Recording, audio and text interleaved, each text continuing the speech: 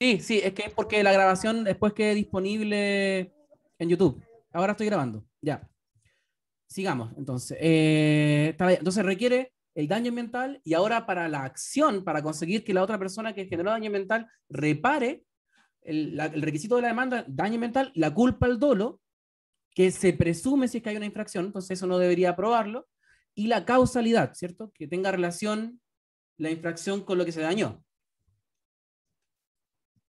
Entonces, bueno, aquí las preguntas clásicas para él. ¿Quién puede demandar por daño ambiental? Personas naturales o jurídicas, públicas o privadas, que hayan sufrido el daño o perjuicio. Eso es importante, que hayan sufrido el daño y perjuicio.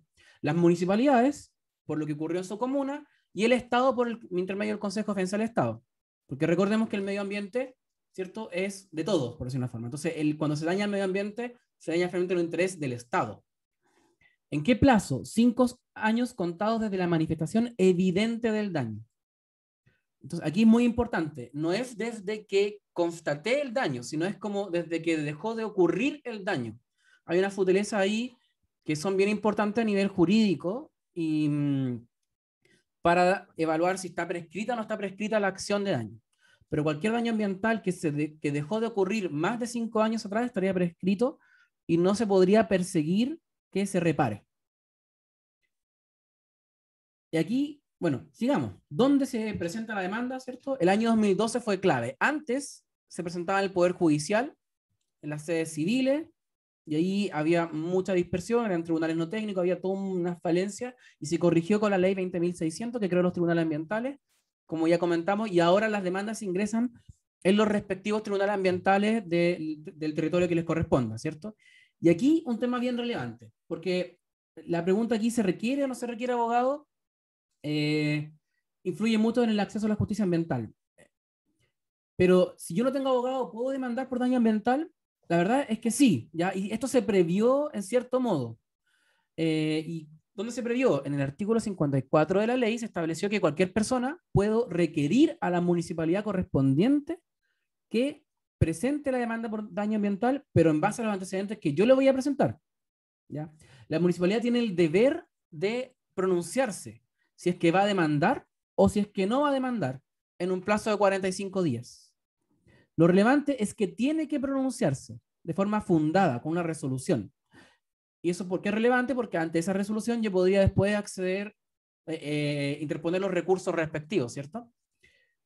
Pero lo importante aquí es que tiene que pronunciarse. ¿Por qué? Porque si no se pronuncia, la ley dice que se hace solidariamente responsable de los perjuicios que ese daño ambiental hubiera ocasionado. Entonces es sumamente relevante esta herramienta, digamos, de presión para que las municipalidades, digamos, respondan al menos, no es que tengan el deber de demandar, sino que tienen que responder sí o no, de forma fundada, a poder acceder justamente a la justicia ambiental en este caso. Bueno, ¿cómo es el procedimiento de daño ambiental? Entonces, primero, por supuesto, tiene que haber una constatación del daño, ¿cierto? Luego ahí tengo que ingresar esa demanda y cuando ingresa la demanda, en palabras simples, hay dos caminos que pueden ocurrir. Y hay algunas variaciones intermedias, pero a grosso modo son dos. Que está el camino de la conciliación y que se llega a un acuerdo de conciliación. Y esto es que las partes, finalmente, que el tribunal no dicta una sentencia, sino que cita a las partes a conversar y a establecer cuáles serían las condiciones para lograr esa reparación ambiental. Y el tribunal ahí vela para que ciertos principios, como el de indemnidad del daño, se cumplan, porque lo que tiene que ocurrir sí o sí en el marco de ese acuerdo es que el daño ambiental se repare, de alguna forma. Si eso no resulta, el acuerdo de conciliación no resulta, va, digamos, a la vía más tradicional, que es que las partes presentan sus antecedentes y luego el tribunal ambiental dicta esta sentencia.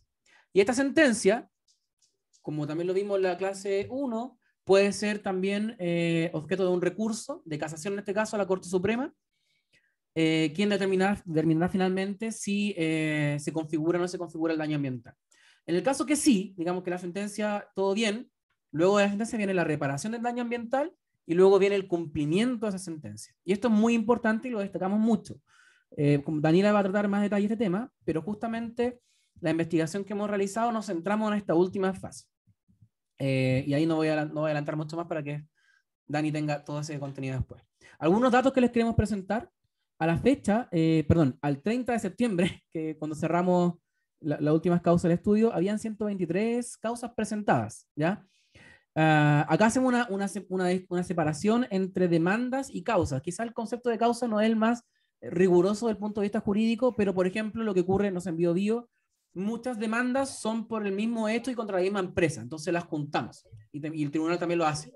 Entonces, efectivamente son 16 demandas, por ejemplo, pero en realidad son 8 diferentes casos de daño ambiental, por decirlo de una forma. ¿Qué más saber? ¿Qué empresas, cierto, son las que están demandadas por daño ambiental? Principalmente la minería y las obras de construcción e inmobiliaria. Son las dos grandes como grupos que están generando, que están siendo objeto de demandas de daño ambiental actualmente, luego seguido por energía y proyectos de saneamiento ambiental como plantas de tratamiento o relleno sanitario. ¿Qué más? Bueno, finalmente, ¿qué es lo que se pide reparar? ¿Cierto? Aquí está, a grosso modo, nosotros tenemos esto en mucho detalle, pero aquí lo agrupamos para efectos más ilustrativos. En general, las demandas por reparación hablan de daños al ecosistema en genérico, con varios componentes interrelacionados. Y en menor medida son específicas, como agua, vegetación, y dentro del ecosistema incluso van algunos humedales. Y estas 123 causas que han ingresado desde el año 2012 a la fecha, ¿cierto? Al 30 de septiembre. ¿Cómo están distribuidas? Bueno, 37 se puede decir que están declaradas, están archivadas, desistidas o fueron declaradas inadmisibles. O sea, eso está ahí guardado. 36 estaban en tramitación hasta ese momento y habían 50 resueltas. Nosotros aquí llamamos resueltas. Primero a que se acogió la demanda, están las que se rechaza la demanda y las que fueron por acuerdo de conciliación. Las que se acoge la demanda, 9, aquí pusimos se mantiene en el tribunal diciendo que no se interpusieron recursos posteriores. Entonces hay 9 se acogió el daño ambiental y los otros 9 fueron a la Corte Suprema y de esos hay 5 en tramitación, 3 se rechazaron esos recursos de casación, o sea, se mantiene que se acoge, ahí habrían ya 12 como que se acogió el daño ambiental y uno fue inadmisible. En el se rechaza la demanda, aquí lo relevante es saber cuáles se dieron vuelta, ¿cierto? ¿Cuántas se dieron vuelta de estas 16? O sea, que la Corte Suprema dijo, finalmente, el Tribunal Ambiental no comparto su análisis por estos motivos, entonces yo creo que sí estos daños, en ese caso fueron 3. Y los acuerdos de conciliación, los cuales pueden ser acuerdos extrajudiciales, o sea, fuera del procedimiento y llegar con eso al Tribunal Ambiental ya más o menos conversado por fuera, o lo otro en el marco del procedimiento que está establecido en la ley 20.600 bajo el amparo de la tutela del Tribunal Ambiental, digamos. Algunos datos también, ¿no? ¿Cuánto demoran estos procesos, cierto? Acá analizamos los días que hay entre el ingreso a estas demandas por daño ambiental y las resoluciones, ¿cierto? Las sentencias de los tribunales ambientales, e incluyendo también cuando esta sentencia se reclama y se va a la Corte Suprema. El Tribunal Ambiental de Santiago ha demorado en promedio, como se ve acá, 694 días, ¿ya? O sea, más de casi 2 años en resolver un procedimiento. Eso es un promedio, porque obviamente tenemos casos más extremos como este que está acá, que son 1.653 días. Esto, bueno, y otros casos más ágiles. El Tribunal Ambiental de Valdivia, el promedio anda más o menos parecido, si bien un poco menor que el de Santiago, también tiene casos extremadamente largos entre que se ingresa la demanda y se resuelve, 1.280 días, con este promedio, ¿cierto? Del Tribunal Ambiental de Antofagasta, a esa fecha no habían causas resueltas, por lo tanto no pudimos hacer el análisis de días de demora. Recordemos también que el Tribunal Ambiental de Antofagasta fue el último en conformarse, entonces es el más reciente. Entonces, bueno, ahora les dejo la pregunta para entrar un poco más en análisis, pero previo a seguir con esto voy a responder algunas preguntas del chat. Y no sé si ahí, a ver, voy a ir rápido. Y Jorge Herrera también quería comentar. Jorge Herrera, ayúdame con eso, Dani, por favor. Primero Jorge. No, sí, solo Jorge. Jorge. Sí, gracias, Dani. Más que nada quería decirle al señor abogado que hay una lucha ambiental que es la cuenca del Gran Maipo por el proyecto No Alto Maipo. Y esto han sido 13 años de lucha, ¿verdad? Con las comunidades, en la integración. De hecho, ustedes como se han sido partícipes, firmes, ha sido partícipe de esto, ¿verdad? Poniendo a disposición los abogados ambientales, que también hay que recordar que en Chile son muy pocos los abogados ambientales, ¿verdad? Que toman estos casos, ¿verdad? Por lo bajo que hay en la constitución del medio ambiente, ¿verdad? Que es muy mala, es una política, una geopolítica que mencionan algunos expertos. Así que quería consultarle al señor abogado si hay alguna esperanza, porque nosotros hemos llevado esto a una comité internacional, ¿verdad? Y ustedes han sido partícipes, y reitero el agradecimiento a FIMA también, que nos ha ayudado en el tema legal, ¿verdad? Porque somos una comunidad, somos Maipo, no olvidemos que en Santiago, y no estoy capitalizando a Chile, sino que diciendo que a la comunidad de Santiago le llegan a 7 millones, ¿verdad? El agua, a 7 millones de personas te llega el agua en el Maipo, y eso está en declive, hay un problema ambiental. Entonces quería decirle al señor abogado, ¿qué posibilidad hay de que el Estado se haga partícipe al daño causado a la biodiversidad en una reparación? Eso, gracias. Gracias. Jorge, el señor abogado soy yo, por si acaso. Sí, ¿Sí? usted. Ah, gracias. Sí, es que yo no soy abogado, por si acaso, yo soy ingeniero. Ah, ya. Pero no hay problema, te Bueno, respondo igual. Sí. Bueno, te respondo. El Estado tiene el deber, cuando hay daño ambiental, digamos, ahí tiene que actuar el Consejo de Defensa del Estado. ¿Ya? Si nos entramos al caso de Alto Maipo, Alto Maipo está en un procedimiento, actualmente están en el marco de un procedimiento sancionatorio. No recuerdo si el procedimiento sancionatorio tiene configuración de daño ambiental, creo que no. Lo que no quita que la sociedad civil organizada pueda presentar demandas por daño ambiental al Tribunal Ambiental de Santiago. No estoy un poco haciendo memoria porque no recuerdo si hay una demanda presentada por daño ambiental para el caso de Alto Maipo. La verdad no recuerdo en este momento. Pero esas son las vías finalmente. La vía es la comunidad organizada. Hay organizaciones como lo hace FIMA que apoyan con abogados, está la Defensoría Ambiental también, ¿cierto? Para participar en estos procedimientos. Están los municipios, como dijimos, que podemos acudir a ellos para poder acceder y generar la presión para finalmente acceder a la justicia ambiental. Eso es lo que te puedo responder, Jorge, no siendo abogado por si acaso. Así que Yo también ahí puedo perdónenme complementar quizás un Sí, poco, Max. gracias, Felipe. Sí, yo aquí también en representación de los abogados de FIMA, lo que puedo responder a la pregunta por si hay esperanza o no. Como hemos visto en estas clases, hay parte de la institucionalidad ambiental que funciona bastante mal, muy lento y claramente inoportuno, lo cual al final afecta el acceso a la justicia. Pero también podría decir que hemos visto en el último tiempo un cambio en la jurisprudencia de la Corte Suprema principalmente, diría yo. También quizás de los tribunales ambientales, pero en ese sentido cada vez hemos visto consagraciones más transformadoras por parte de la Corte Suprema.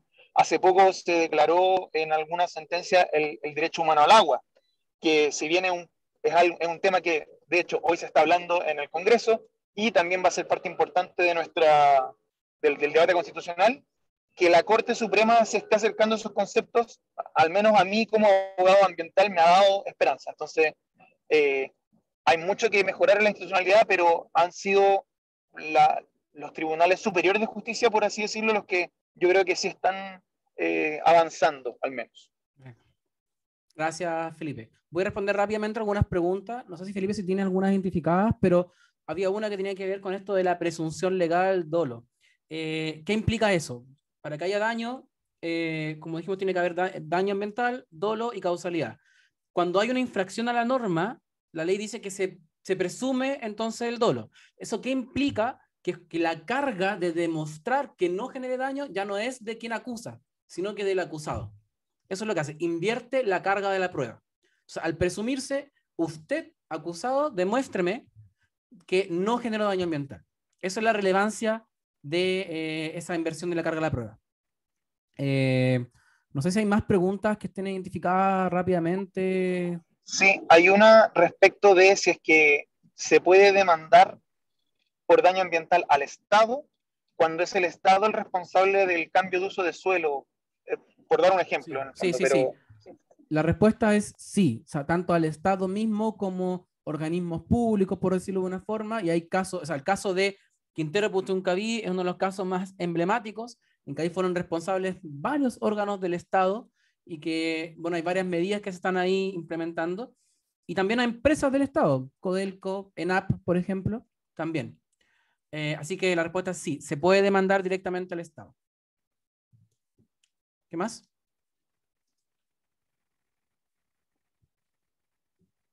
¿Aló? Hay una pregunta de cuándo se ha ganado en tribunales ambientales, si es que hay algún caso paradigmático, por así decirlo. O sea, las cifras de cuándo se ha ganado, yo creo que están en esta imagen.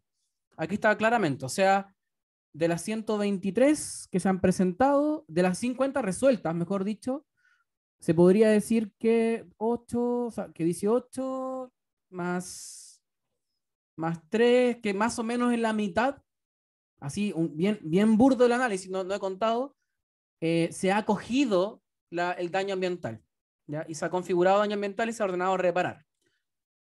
O sea, hasta ahí bien, porque ese es el análisis, digamos, esas preguntas iniciales, significancia, toda la investigación que se hace el día de hoy, o la mayoría de las que se han hecho, se han centrado en eso, en legitimación activa, qué causalidad, qué el dolo, qué la significancia, ¿cierto? Pero como vamos a mostrar ahora que va a exponer Dani, nosotros nos centramos en la segunda parte. ¿Qué está pasando con la reparación? ¿Se está reparando el medio ambiente dañado? De ahí, no sé. No sé si hay una pregunta más, Felipe, si no continuamos.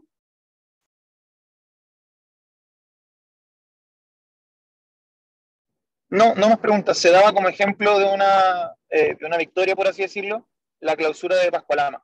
Ahí yo totalmente de acuerdo y solamente recordar que la sentencia la sentencia favorable, por así decirlo, es un gran paso, pero también todas las causas que han sido exitosas y de renombre siempre llevan aparejado una movilización de los territorios también, que son los que hacen efectivos que ocurra, que se ejecute. También tenemos sentencias muy significativas que todavía no han logrado ser ejecutadas. Entonces, Sí. solo recordar eso. Mira, es un ejemplo interesante y creo que es importante que lo hayan mencionado porque hay que aclarar algo también. El cierre de Pascualama, digamos, hay que hacer, no fue por daño ambiental, por si acaso. Fue fue por el procedimiento sancionatorio, fue por las infracciones a los instrumentos de gestión ambiental. Eso fue un procedimiento sancionatorio que llevó a la Superintendencia del Medio Ambiente y que después se reclamó en los tribunales ambientales, pero no fue como consecuencia de una demanda de reparación por daño ambiental. De hecho, hubo una demanda presentada a Pascualama, no recuerdo si el año 2013, en el segundo tribunal ambiental, que era el que en ese momento estaba vigente, que era por el daño a los glaciares. Y el daño ambiental ahí se descartó. Entonces, simplemente aclarar ese tema conceptual que es relevante. ¿Ya? Pascualama está clausurado el día de hoy, pero por infracciones a sus instrumentos, no por haber generado daño ambiental necesariamente. Ahí está. Entonces, eso. Habiendo aclarado ese punto, Sí. la pregunta. Oye, Ah, Francisca Soto ha preguntado 2 veces que la diferencia entre inadmisible y rechazada, que está en el gráfico. perdón. Inadmisible. Claro. ¿Y desistir? ¿Inadmisible y cuál, perdón? Y rechazada. Ah, ya. Bueno, las demandas tienen ciertos requisitos formales de presentación, ¿ya? Y también, entonces, primero, lo que hace el tribunal es un examen de admisibilidad si cumple los requisitos formales. Si no se cumplen, bueno, podría declararse inadmisible o podría el tribunal decirte, presénteme lo que falta, y si usted no me lo presenta, yo voy a dar por desistida esta demanda, por ejemplo. Entonces, ahí también está el concepto de desistido. O sea, si tú no presentaste los antecedentes faltantes, el tribunal da por desistida esa demanda y queda ahí. Entonces, la inadmisibilidad tiene que ver con cumplimiento de requisitos formales. En cambio, cuando se rechaza la demanda, es porque eso ingresó, fue admisible, se analizó, se discutió, ¿cierto? Hubo audiencia incluso, y hubo una sentencia del tribunal. El tribunal analizó toda la sentencia y dijo, ¿sabes qué? Para mí esto no es daño ambiental, hay un juicio, ¿cierto? Y esa valoración que hace el tribunal ambiental, después, además, se está yendo en algunos casos a la Corte Suprema porque las partes obviamente no están de acuerdo con la sentencia, ¿cierto? La diferencia es bien grande. Uno, un tema muy formal, el otro es que por decisión de fondo, a juicio del tribunal, no hay daño ambiental en ese caso. Ahí estamos, ¿no? Sí, ahí sí. Bien, te dejo, Dani. Ya, tú tienes que ir pasando las diapositivas. Sí, tú me dices. Paso. Ya, bueno, pasa nomás. Bueno, entonces con Max aquí les queríamos contar un poco de lo que nosotros hemos estado investigando estos últimos años. Y a propósito que vimos esto, que en el fondo vimos el caso de Salco, y aparece esta noticia un 27 de julio de 2013 que dice: condenan a Celulosa Arauco por desastre natural en Valdivia en 2004. Entonces, qué bueno, lo aplaudimos, ¿cierto? Pero es como, oye, pero han pasado 9 años, ¿qué pasó? Entonces, como que te aplaudo, ¿cierto? Entonces ahí empezamos a ver, bueno, ¿y qué habrá pasado con la reparación de otros daños ambientales? Entonces uno se pone a buscar y en realidad no hay mucho que encontrar. Entonces ahí en fondo nace el interés por hacer esta investigación y a ver qué está pasando un poco con todos los casos de daño ambiental en Chile. Entonces, hicimos distintas investigaciones, pedimos algunas bases de datos, el Consejo Pensar el Estado que nos ayudó harto, etc. Y ordenamos las causas en estas imágenes. Primero, como cronología, donde están los trimestres, 4 trimestres por cada año, y le pusimos tiempo. Entonces, por ejemplo, aquí tú puedes ver en el color rojo es cuando se constata el daño, el color amarillo es cuando pasa al... bueno, Max lo explicó muy bien. Dijo, cuando llega la ley 20.600, entran en vigencia los tribunales ambientales, la forma de abordar daño ambiental en Chile cambió.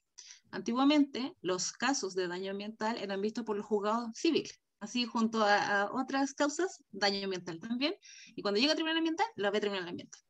Entonces aquí, aquí más color es cierto, porque en el 98 las causas cuando había daño ambiental entraban al juzgado civil. Después este juzgado civil sacaba su sentencia y esto podía ser reclamado a la Corte de Apelación. Se iba a la Corte de Apelación y luego, dictada la sentencia de la Corte de Apelación, se podía a la Corte Suprema. Finalmente la Corte Suprema como última instancia que podía realizar una causa, no siendo obligatorio hacerlo, pero podía hacerlo, se dicta la sentencia y luego pasa un periodo muy breve, de cierto tiempo, que finalmente cuando nadie reclama, se dice ya, a partir de ahora esta sentencia está firme y hay que ejecutarla. Entonces después mostramos en otro color cuando es la reparación que no se ha iniciado y en morado la iniciada. Entonces, empezamos a ver los casos y empezamos a constatar que en el caso más extremo tenemos el primero que está acá arribita, de Estado de Chile contra Juan Luis Boecio Sepúlveda por una tala de bosque de 34 hectáreas, que demoró 15 años y aún, tras 15 años, aún no había iniciado la reparación. Este es como el caso más extremo, impactante. Y ahí fuimos ordenando todos los casos y entonces fuimos dando cuenta que pasaban 6 años, 7 años, 5 años, etc. Esto cuando esté publicado el libro van a ver todo el detalle. Y luego con la entrada en vigencia del Tribunal Ambiental, pues pasar a la siguiente lámina, Max. Sí, sí. Sí, estos tiempos tienden a disminuirse porque efectivamente el Tribunal Ambiental le da una agilidad al proceso, a pesar de que a lo mejor son 600 días, como decía Max, pero es mucho más rápido que lo que ocurría antes. Entonces nos pusimos a analizar, oye, pero ¿qué es lo que está pasando acá? ¿Cómo se va a demorar tanto este tema? Entonces, puedes seguir a la siguiente. Esperamos. Ya. Entonces llegamos a algunas conclusiones. Entonces, la primera es que efectivamente, entre el 94 y 2012, antes de la entrada en vigencia del Tribunal Ambiental, las causas por daño ambiental en Chile se tardaban hasta que se podía iniciar la reparación más de 5 años. Luego, también concluimos que efectivamente hay una escasa información sobre el cumplimiento de la sentencia y el inicio de la reparación.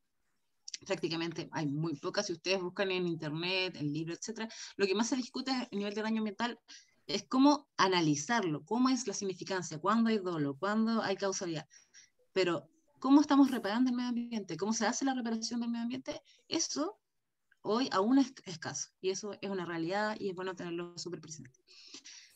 Como la tercera conclusión, efectivamente, en el periodo de tribunales ambientales, bueno, aquí hay que actualizarla, ya tenemos los datos hasta 2020, pero hasta ese momento, efectivamente, los tiempos de tribunal ambiental están disminuyendo considerablemente a cómo se está hablando daño ambiental en Chile antes de la entrada en vigencia de los tribunales. Y aquí, esto es lo más interesante, que entonces decimos, ¿por qué está ocurriendo esto? Entonces dividimos este daño ambiental en dos etapas, dos grandes etapas. Desde la constatación del daño hasta que se ejecuta la sentencia, hasta que se dice que hay una sentencia firme. Esa es una etapa y pasan cosas que la vamos a ver inmediatamente. Y luego hay una segunda etapa, desde que tenemos esta sentencia firme hasta que por fin se empieza a iniciar la reparación del daño. Entonces, podemos seguir, Max. Ya, entonces acá tenemos que la figura de daño ambiental en Chile, como decía Max, se ve en sede judicial, no se ve en la sede administrativa, no lo está viendo no es que va a los tribunales de justicia, ¿ya? Es como muy diferente, porque no es como el sistema de evaluación de impacto ambiental, donde la ven, no sé, está metida la CONAF, el SAC, la DGA, son muchos órganos de la administración del Estado, sino que aquí es el Poder Judicial.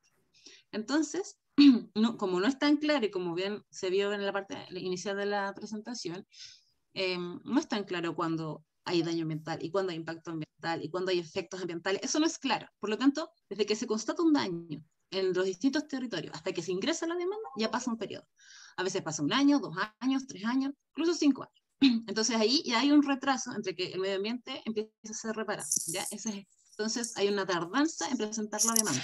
Una tardanza por no ser claro si estoy frente a un daño o no, a qué autoridad tengo que ir. ¿Ya? Nosotros en el análisis vimos que antes de ir a un tribunal ambiental o a un juzgado, la gente iba a su municipalidad, al Servicio de Salud, al SAC, a CONAF, presentaba denuncia en distintas partes y cuando ya en fondo a veces se agotaba la vía administrativa y es como, ¿sabes qué? Esto tenemos que ir al tribunal. Y a veces no, a veces la gente iba directo al tribunal, ¿ya? No es como por ahí alguien pregunta, ¿se tiene que agotar la vía administrativa? No, nada dice que eso tenga que ocurrir. Bueno, ahí hay un lapso de tiempo importante. Después viene otro lapso de tiempo de la comprensión de los criterios asociados a daño y tiene que ver con cómo están formadas estas demandas. Entonces, si esta demanda está un abogado ambiental, ¿cierto?, la elabora perfecto, esto va a ir más rápido. Pero si no está bien elaborado, entonces el caso empieza a demorarse porque se piden más pruebas, más peritos, etc. Y es porque tienen que demostrarse una serie de criterios que son los que mostró Max en un inicio.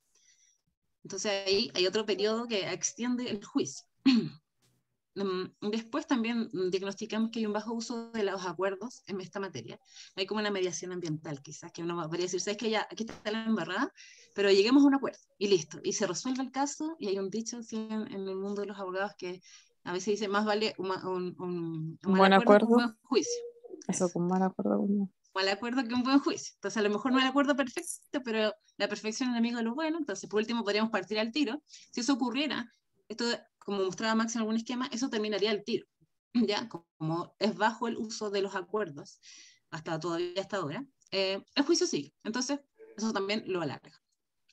Bueno, finalmente se llega a la sentencia. Claro, ahí estaba el molinito que partiría al tiro de la reparación.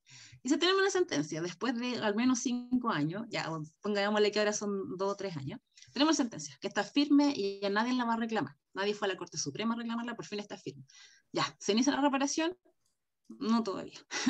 Y eso, lo que pudimos constatar es que hay algo que se el efecto del Código de Procedimiento Civil y la sanción percibida. Entonces, antes del Tribunal Ambiental, ya, eso estaba, ¿cómo lo explico? Supletoriamente a la ley de 19.300, todo el procedimiento estaba regido por algo que se llama el Código de Procedimiento Civil. ¿Ya? Y esto tiene una serie de instancias, como qué pasa si alguien no cumple, qué pasa si cumple, etc. Cuando viene la nueva ley de Tribunal Ambiental, si bien se fortalece el procedimiento de que va a un tribunal ambiental especializado, esta parte no se fortalece. Entonces, si una persona no cumple la sentencia, en verdad no le pasan tantas cosas. Y eso es porque efectivamente no hay delito ambiental en Chile, en nuestra supuesta. Entonces, pues ahí sigue Max nomás la otra, lo voy a explicar aquí. Entonces, nosotros, claro, hicimos este resumen diciendo, antiguamente la ley de 19.300 medio ambiente, como es cierto, tenía a la CONAMA, y todos estábamos de acuerdo que había sanciones débiles, había una baja fiscalización, había un cumplimiento débil. Llega la LOSMA, o la 20.417, con una superintendencia que aumentó las sanciones, aumentó la capacidad del Estado, ¿cierto? Entonces, el cumplimiento tiende a aumentar. En paralelo, si uno hacía el mismo ejercicio con daño ambiental, ¿sí? La ley 19.300 planteaba antiguamente que hubiesen juzgados civiles, entonces que habían jueces poco especializados, etc. Y cuando viene la ley 20.600, lo que se hace es solamente fortalecer la parte procedimental, lo que genera que los litigios sean menos extensos, pero no hay más consecuencias fuertes. No se fortaleció el que pasa si alguien no cumple daño ambiental, ¿ya? No se fortaleció quién va a hacer el seguimiento de daño ambiental. Todo eso no se fortaleció. Sigue siendo, para todo lo que no regule la ley de tribunal ambiental, va a seguir siendo válido el Código de Procedimiento Civil. Eso significa que, por ejemplo, en este caso que les mostré al principio, el caballero que se echó, lo voy a decir así, se echó 34 hectáreas de bosque. Ese señor, cuando no cumplió, se le pidió al juzgado, por favor, que cumpla. Lo buscaron con carabineros, no lo encontraron. Después buscaron sus bienes. Después tuvieron que ir a remate de sus autos, sus casas, etcétera, para poder conseguirse la plata. Entonces hay una serie de trámites durante años hasta que por fin hubo plata para pasársela a CONAF, para que CONAF iniciara por fin una reparación. Y ahí uno dice, pucha, detrás de 15 años el medio ambiente ya se empezó a reparar. Pero bueno, en fin, dale más. Bueno, por eso también es importante aquí la discusión sobre el delito ambiental, como que se aparezca como una figura importante, porque entonces, si yo no cumplo, me puedo ir preso. Y eso es ahí la discusión, por qué es tan importante que aparezca como un delito a nivel penal. Sigamos. Ya, y otra parte interesante también está en el diseño de las medidas. Como esto está en el Poder Judicial, cada tribunal, cada juez, etcétera, ve una forma, a su forma de hacer las cosas, ¿ya? Y ve, es algo muy legal, que ve la jurisprudencia, cómo se hace, etcétera. Por ejemplo, en el sistema de evaluación de impacto ambiental, todo está muy reglado, ¿ya? Todo tiene muchas reglas. Entonces uno dice, tiene que haber una medida que tenga, por ejemplo, un cuándo, un dónde, cada cuándo, quién va a ser responsable, cuánta plata, etcétera. ¿Ya? En daño ambiental eso no es así. Entonces, las medidas que tú ves en la sentencia son todas distintas, ¿ya? Y aquí tenemos unos ejemplos con Max. ¿Sí sigues? Claro. Bueno, aquí está como el diagnóstico genérico. Entonces, todas las medidas son de distinto tipo. Te puedes encontrar de todo tipo. Puedes decir, hágame un plan de restauración, como puedes decir, ponga 3 árboles, ¿ya? Así de diferencia en la complejidad, en los niveles de detalle. Hay algunas cosas que nosotros decimos que no son acciones, sino que son metas, grandes metas. Vamos a ver un ejemplo pronto. No es clara la definición de plazos ni los reportes. A veces hay plazos, a veces no hay plazos. No hay absolutamente ningún tipo de indicadores, como que tú digas, ya, si esto pasa, si yo resuelvo una propiedad básica del medio ambiente, entonces voy a estar ok, va a ser como ya, sí, el medio ambiente se reparó. Eso no existe, no está, ¿ya?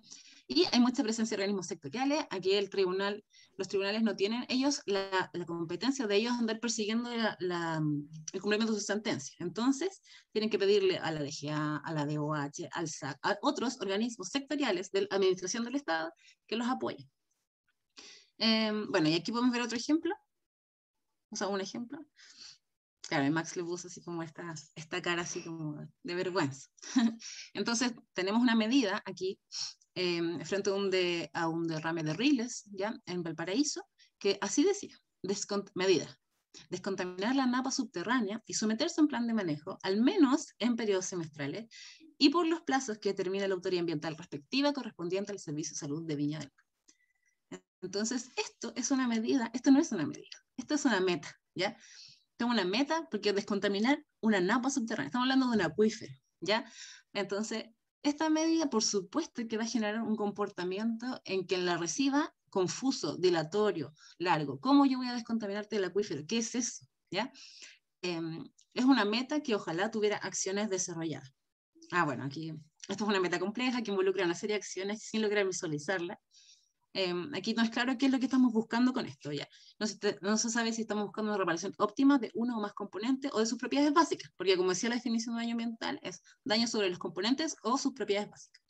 Y interesante que aquí dice, y por los plazos que determina una autoridad ambiental. Por lo tanto, va a haber sentencia y después se van a definir los plazos de cumplimiento, ¿ya? Por supuesto, cuando le preguntamos aquí al Servicio de Salud, dijo, o sea, ni siquiera es mi competencia ver esto. No, nunca recibí información de esto, y por ahí al final, en un cierto año se hizo una medida que fue como que limpió el terreno y con eso se terminó y pagó una multa finalmente. Y por supuesto que, y esto es interesante desde el punto de vista si uno hace la comparación con lo que hace la SMA, la SMA cuando pide, por ejemplo, programas de cumplimiento y tiene una una guía de programas de cumplimiento, les dice, póngame el costo de las medidas. Y con eso se asegura que uno le va a dar un sentido de realidad a lo que se está poniendo como una medida. En cambio acá, no. Entonces, si tú me dices contaminar una napa, eso podría ser absolutamente costoso, ¿ya? Entonces, pero no hay en ese momento un momento para visualizar qué es lo que se está poniendo en el papel. Así que no. Max. Sí. Bueno, aquí como conclusión, nosotros lo que pudimos ver, a diferencia de lo que está ocurriendo en el Tribunal Ambiental ahora, es que antiguamente los juzgados, en el fondo ellos resuelven si se acoge o no se acoge la demanda. Entonces, la persona que demanda dice, solicito que se reconozca que hay daño ambiental y se hagan las siguientes medidas, pone un listado de medidas, y luego el tribunal, o sea, el juzgado antiguamente recibía causa, había perito, había todo, se aprendía mucho en el caso, pero eso luego en la resolución, la sentencia, no llegaba como a pesar. En el fondo era como se acoge la demanda completa y se le dan todas las acciones que pidió. Entonces ahí se producían todas estas cosas extrañas. Ahora el Tribunal Ambiental lo que está haciendo es decir, a ver, voy a tomar lo que aprendí en el caso y le da una segunda, tercera vuelta. Aquí es lo que se va a pedir en la reparación. ¿Sí, Max? Perdón, estaba hablando Dani. Una pausa que tiene la mano levantada Carolina. Ya. Vamos. Sino un comentario, es que por lo de anteriormente, me recuerda mucho, bueno, son medidas de mitigación en realidad lo que está en el proyecto Dominga, que es un megaproyecto que se quiere o pretende instalarse acá en la región de Coquimbo, cercano del pueblo de Los Cheros donde yo vivo. Y claro, entre las medidas de mitigación tenían la reinyección del agua del acuífero, ya que pretenden que el Rajo Sur esté sobre el acuífero y para no contaminarlo van a sacar el agua y reinyectarlo en otra parte. También otra de las medidas que son como bastante ilógicas y que uno queda plop, es que como hay muchos loros tricahues en el sector, ellos quieren hacerle como, entre comillas, una carretera aérea para decirles por dónde pueden pasar y por dónde no. También quieren sacar a otras especies como el guanaco, entonces son como tan ilógicas que uno dice, pero ya, ¿cómo vamos a permitir que esto suceda? Y claro, también los mismos tribunales llegan a dar este tipo de sentencias que son tan ilógicas y que uno queda plop. Entonces, por eso es tan necesario que se puedan modificar también las leyes ambientales, que se pueda hablar realmente de un ecocidio incluso, porque ¿para qué nos sirven este tipo de sentencias? ¿Qué podemos hacer si el daño ya está ocurriendo, ya pasó el tiempo? Ya no podemos volver atrás, así que, bueno, ese era mi comentario. Gracias, Carolina. Mira, igual, sí, eso de la carretera aérea me sorprende un poco, pero de todas formas, el sistema de evaluación de impacto ambiental, por último, hay hartos profesionales involucrados. Entonces, hay harto técnico también y se contrastan ideas, etc. Entonces, por último, hay harto para jugar, ¿ya? Cuando después va a quedar una RCA y después va a estar la SMA y va a poder hacer distintos tipos de controles también. Pero en este caso, lo que queremos tratar de ilustrar es que en realidad eso no está tan claro, porque todo esto queda así como, bueno, y esto lo va a determinar más adelante la autoridad, y con eso podría ser que la autoridad ambiental, no sé, no tenga tiempo, a lo mejor, ¿ya? Y eso se va a demorar un año, y nosotros lo que apelamos, como nosotros somos ingenieros en recursos naturales, queremos que el medio ambiente ojalá se repare ahora el tiro ya, no que nos perdamos las cosas más burocráticas quizás. ¿Sí puedes seguir, Max?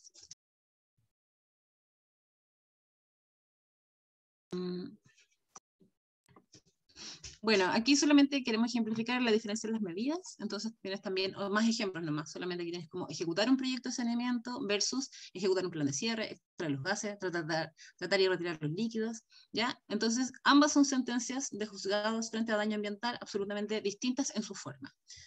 Sigue nomás, Max. A ver si dejamos algo para la conversación. Bueno, este es un caso muy ilustre. Este es un caso que sí fue abordado en tribunal ambiental, entró con muchas intenciones muy buenas, en fondo había una planta de tratamiento que tuvo un derrame más allá de lo permitido, entonces se pidieron muchas cosas, el tribunal rechazó la demanda y ese cerró el caso, pero esta demanda fue alegada en la Corte Suprema. Entonces la Corte Suprema analizó los argumentos y dijo, en realidad esto hacía daño, así que acojo la demanda. Y acojo la demanda, pero acogió solo una parte de la reparación. Y la medida de reparación fue esto. La demandada deberá realizar un estudio de calidad de las aguas superficiales subterráneas que incluya un plan de monitoreo durante un lapso de 3 años, informándoselo a la DGA, al SAC y la SMA cada 6 meses. Entonces, Esto entró el 2015, una sentencia el 2018, entonces tú decías, han pasado 3 años, y después de 3 años lo que me está diciendo la justicia es que va a haber un monitoreo. O sea, se supone que lo que queríamos hacer era reparar, y esto está absolutamente lejos de reparar. Bueno, cosas que pasan. Sigue Max. No. Ya, y este es creo que el último ejemplo que tenemos. Entonces acá hay 2 casos de extracción de áridos. Estas son como la sistematización breve. Pues aquí es muy parecido, ambos son extracciones de árido, unos de 7 hectáreas, otros de 9 hectáreas. Diferencias en si hay el servicio ecosistémico o no, en fin. Si lo quieres que lo releve. Bueno, aquí solamente para mostrar que está el Tribunal Ambiental de Santiago primero, después está el tercer Tribunal de Valdivia. Entonces, frente a un mismo caso muy parecido, uno sí analizaron si habían especies protegidas o no, el otro sí analizó si habían servicios ecosistémicos o no, el otro sí uno analizó si había riesgo de afectación a otros componentes o no. Eso es lo que está mostrando, es que no hay una metodología hoy día clara de cómo se tiene que hacer esto, ¿ya? Ahora, frente a las medidas, lo que nos llama mucho la atención es que estos casos que son parecidos, aquí podemos ver que Santiago, el Tribunal de Santiago dice, ordénese dentro de 6 meses un proyecto de reparación que contenga las dinámicas necesarias para la restauración de la dinámica hidráulica. Entonces, así de ambiguo y genérico. En contrapunto al Tribunal de Valdivia, que dice, se tendrá que presentar un plan de restauración, no de reparación, de restauración, el cual deberá ser presentado, el que deberá contener, que aquí pusimos unos ejemplos nomás, y le detalla, tiene que tener un proyecto paisajístico, tiene que tener adecuación de superficie, restitución de suelo, cubierta vegetal, etc. Programa de seguimiento, interesante ese punto. Y la diferencia entre ambos también es que el primero deberá ser aprobado por la DOH, la DGA, el MOP, la Subsecretaría de Pesca y la Seremia de Medio Ambiente. En cada uno, ya, son 6 autoridades que la persona tiene que ir a las 6 y conseguirse el permiso de los 6. En cambio, el de Valdivia dice, esto va a tener que ser aprobado por este tribunal ambiental, ya, como carácter técnico. Entonces, nuevamente, la metodología no es clara, entonces, frente a daño ambiental, tienen distintos tratamientos, depende del juez que les toque. Ya, siguen más.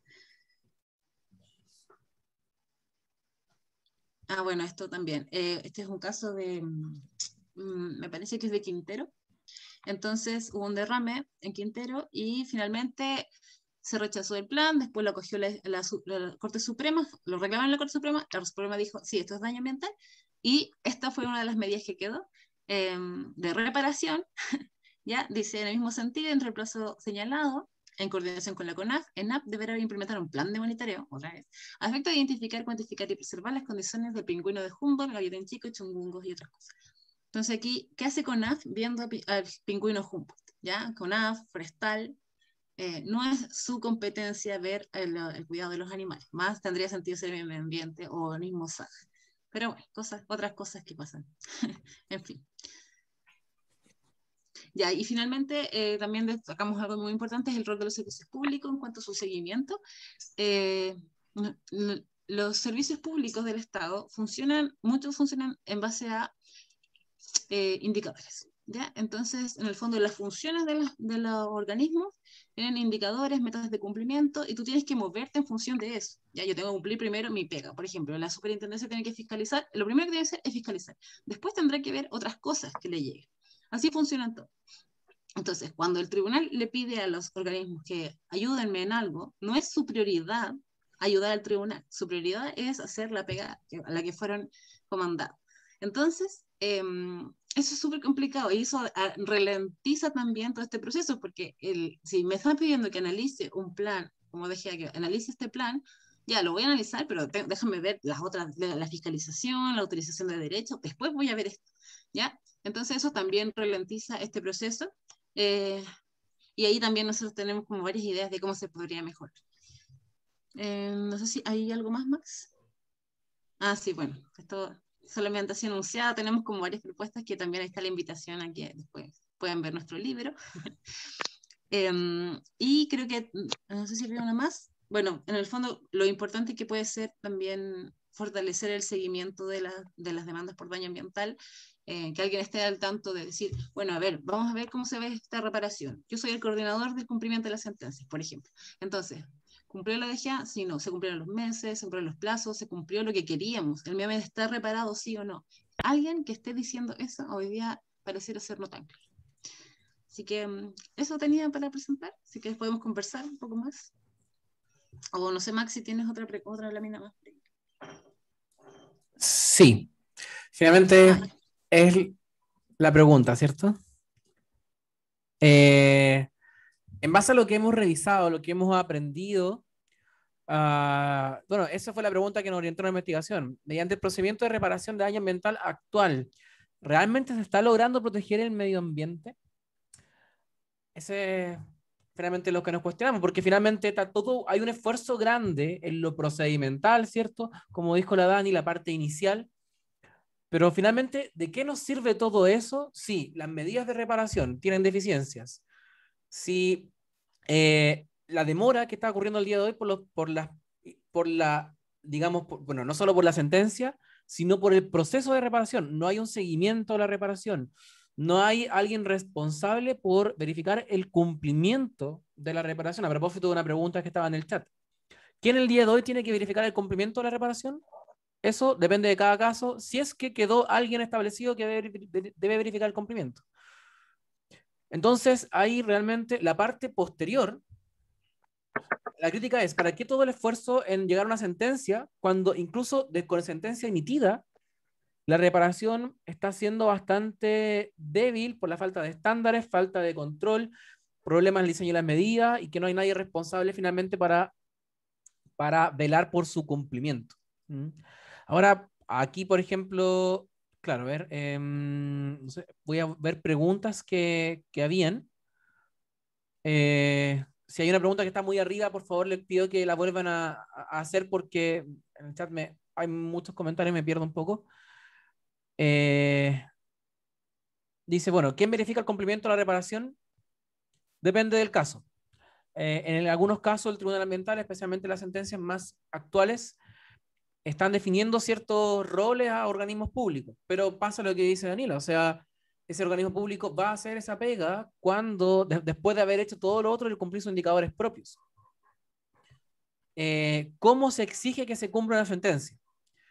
Bueno, ahí eso es un gran tema, porque hay un procedimiento para eso.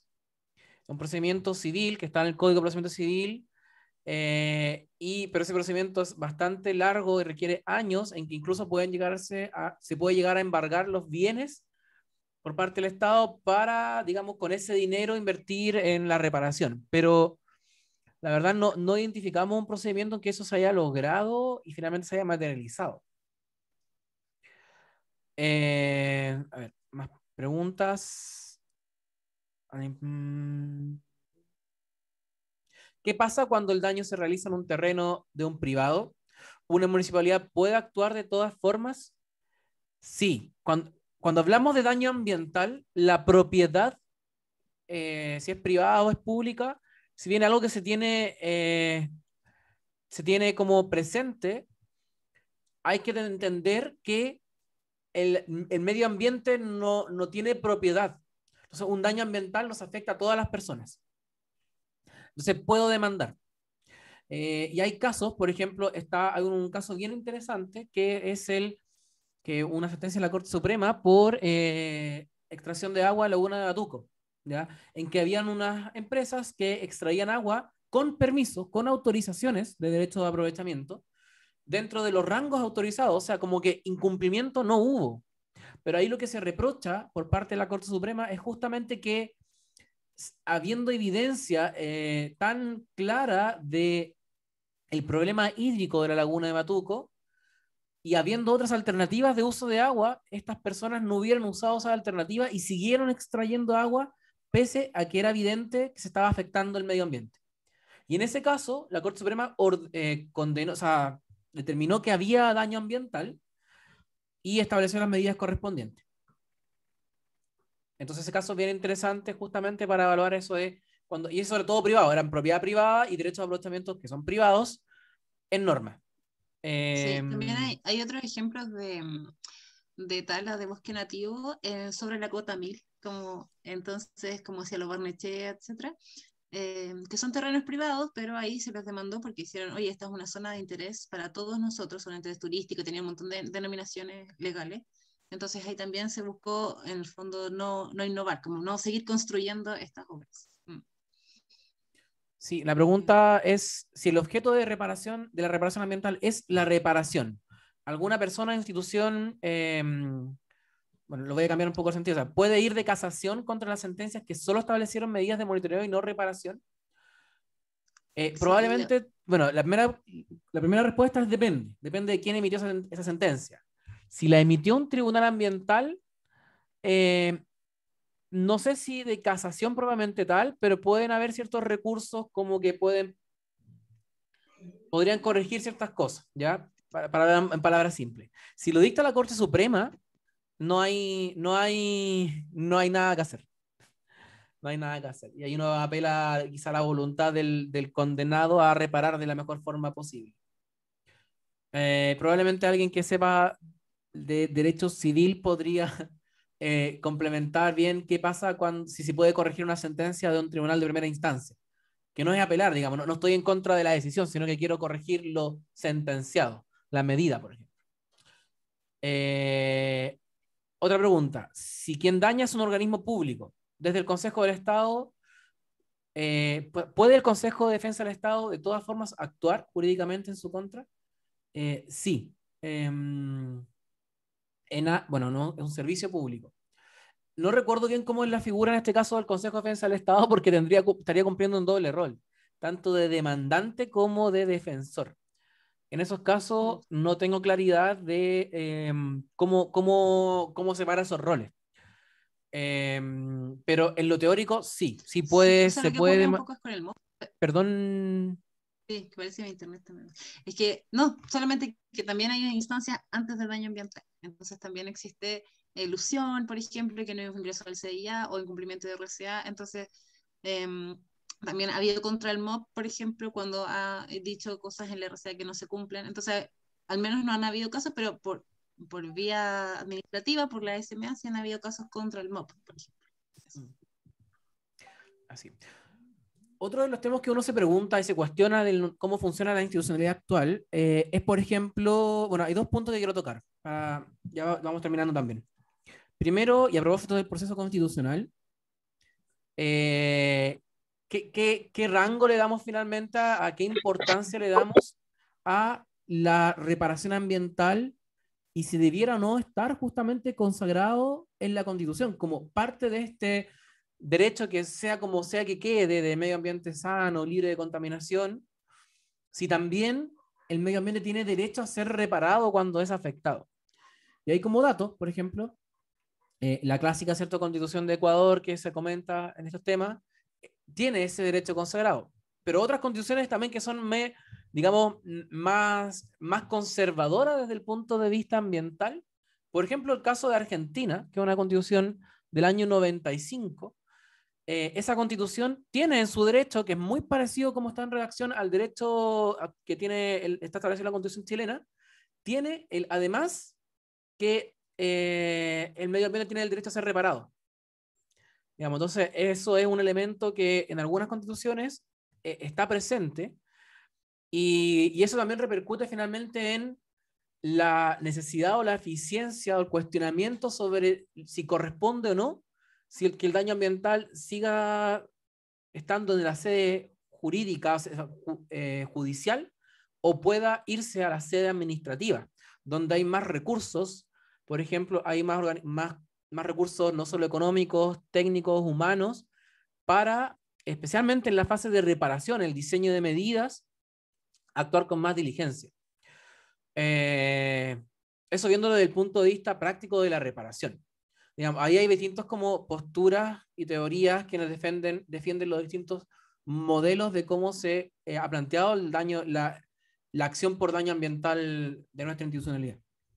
Pero, o incluso, bueno, lo que mencionábamos, el delito ambiental o infracciones administrativas por daños, por consecuencias, no queremos llamarle daños, o efectos al medio ambiente, como por ejemplo comentaba en la primera clase, o en la segunda ya no recuerdo, como lo tienen legislaciones como de Brasil, que por el mero hecho de haber generado ciertas consecuencias en el medio ambiente, eso es una infracción administrativa. Entonces se ahorra en el proceso de reparación, porque eso va incluido en un procedimiento administrativo.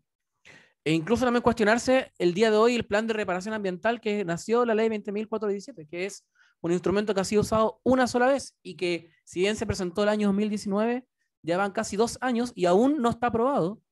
Eh, y está siendo tan lento, al parecer, como si estuviera ido por la vía tradicional de demanda por daño ambiental al tribunal. Entonces, realmente tengo que esperar el final de un procedimiento sancionatorio para que haya un plan de reparación. Podría ser, por ejemplo, que para que sea un real incentivo, ¿cierto? Que esté la opción de presentarlo de forma voluntaria, de forma previa o durante el sancionatorio, y que eso, por ejemplo, genere ciertos beneficios de atenuaciones en las posibles sanciones o multa. No sé, son puntos, digamos, que uno releva para la discusión de cómo mejorar la actual institucionalidad de daño ambiental, especialmente, que como intentamos hacer ver, tienen mucho por mejorar. Hay una, no sé si quieres hacer algún comentario, Dani, hay un par de preguntas y bueno. No, Ya. o sea, estoy súper de acuerdo con eso, como que ahora viene esta discusión constitucional y a veces se ha hablado sobre los derechos de la naturaleza, que suena bien, pero de repente esos derechos específicos son súper interesantes, como el derecho a ser preservado, conservado, reparado, em, y el medio ambiente sano. Entonces, un poco como funciona en otros lugares, es decir, usted tiene que reparar el medio ambiente porque así se cumple la garantía del medio ambiente sano. ¿Sí? No es como que usted haga un daño y se va después, no es así, o no paga una multa, no es solo eso, sino que la naturaleza tiene derecho a ser reparada como estaba antes, o algo alternativo por lo menos. Eso, y que en otros países, que creo que había una pregunta por ahí, hay países que, claro, el daño ambiental se ve en sede administrativa. Entonces, luego la consecuencia, por ejemplo, si usted va a ir preso, ya, eso pasa a tribunal ambiental o a juzgados, ¿ya? Pero el daño se ve tal como se viera un impacto, pero esto es daño, entonces vamos a ir en vía administrativa y actúan todos los órganos del Estado, etc. Esa es otra forma de hacer las cosas. Hay como Mira, dos palabras. sí, hay dos manos levantadas. Juan, perdón, Lucio Condori, por favor.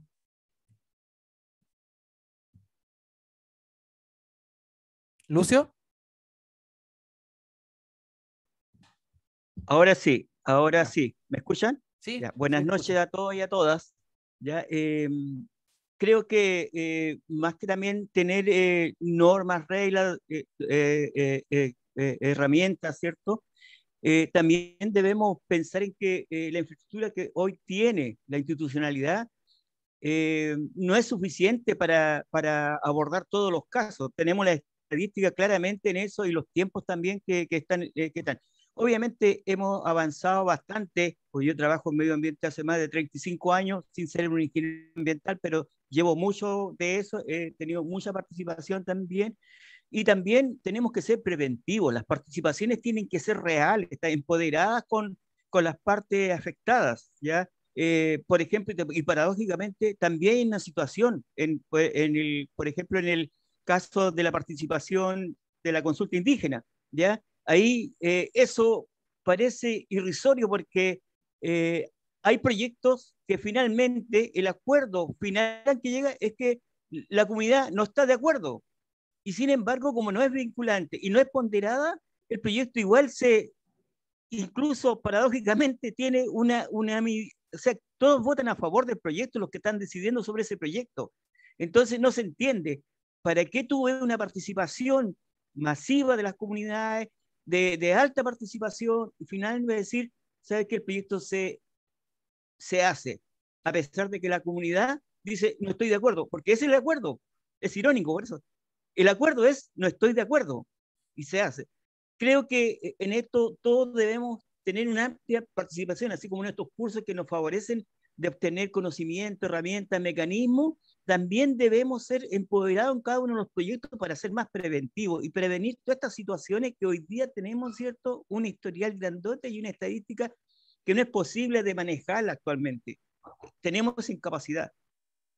Eso es mi comentario. Muchas gracias, Lucio. Sí, hay varios comentarios ahí que relevan justamente la necesidad y la importancia de la participación. Jorge.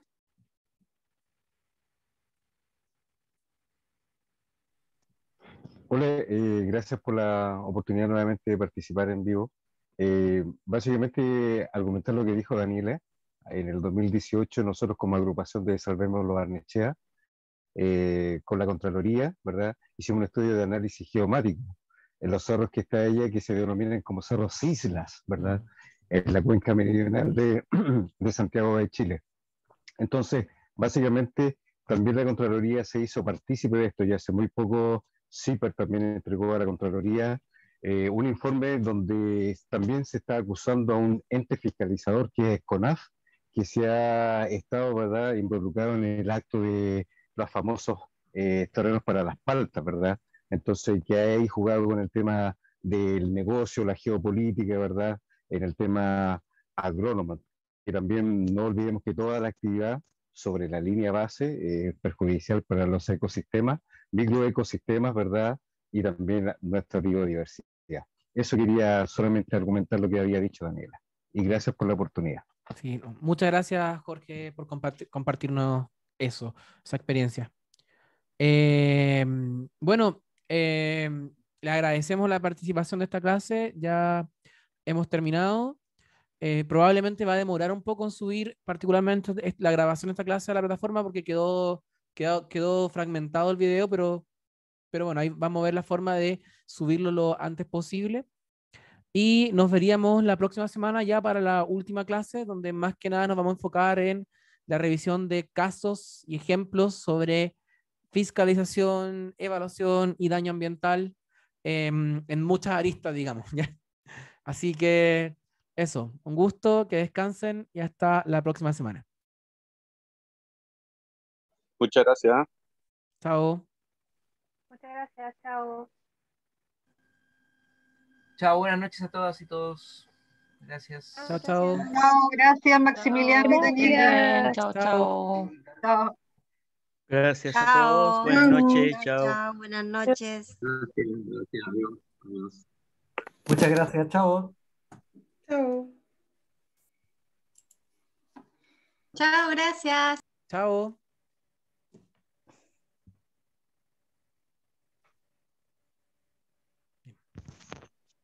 Felicitaciones, ¿eh? Muy bien, buena participación y bueno, muy buena iniciativa. Sigan adelante haciendo más frecuente este tipo, sobre todo para las personas que vivimos en regiones o los extremos de Chile. Es muy importante tener lo que está aconteciendo hoy día, lo que está sucediendo actualmente y nos permitan poder seguir manteniéndonos también nosotros con esa retroalimentación. Así que muy buenas noches, gracias a todos ustedes. Muchas gracias, Lucio. Se recogen muy bien tus palabras.